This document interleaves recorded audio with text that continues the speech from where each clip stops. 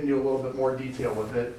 And instead of, as we see for the personal touch, we saw this in Ferguson, we saw this in areas, we apologize. What do we do when we get into an argument with our spouse?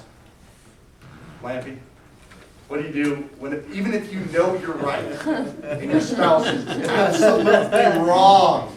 What do we normally do? Yeah. I'm sorry. I'll give you a hint. We apologize, right? Baby, I'm sorry. No, you're right, sweetheart. But guess what? Does that issue still continue to fester? Hell yeah, it does, right? It still continues to be a problem. Why should we apologize for it? Do we go respond to calls for service? I talked about this earlier. Our actions are based upon, our actions are a reaction to the suspect's actions. Do we go to a call for service already committed to the fact that we're going to shoot somebody or use lethal force against them? No, we don't. We go to a call for service, and our actions are entirely dictated based upon the suspect's actions. It's a reaction-based thing. So what's wrong with doing this? He intended to have a gunfight, and we gave him a gunfight. We don't choose to shoot people. They choose for us to shoot them. And if you choose for us to shoot at you, we're going to shoot at you a lot. Did he say anything out of line whatsoever? Not on our standpoint, no. No. I mean, is there... yeah, you shoot at us, we're going to shoot back at you if we can. That's pretty justifiable, it's pretty understanding. But we're human beings, law enforcement's human beings. We have families, we have kids.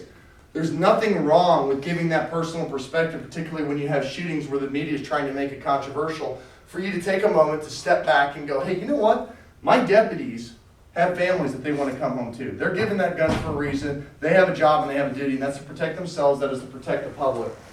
There's nothing wrong with interjecting a little bit of that in there. That is still just the facts. That is the reality. That's our perception. That's our end of it. And there's absolutely nothing unjustifiable or wrong with communicating that. You have a very open opportunity during an officer-involved shooting when you have the public and you have the media's ear during these things, when you can quash potential issues that may arise from it. Instead of apologizing and saying, I'm sorry that we shot somebody, we're sorry for the outcome. We are absolutely sorry for the outcome. We would prefer we didn't have to shoot somebody. But we still had to do it based upon the subject's actions. We're not sorry for the fact that we came home to our families. We're not sorry for the fact we protected somebody that was innocent under those circumstances and kept them alive and kept them safe. We shouldn't be sorry for that. We should never apologize for that. We need to rip the Band-Aid off for them. Be honest, be open about it. And that's where that comes in.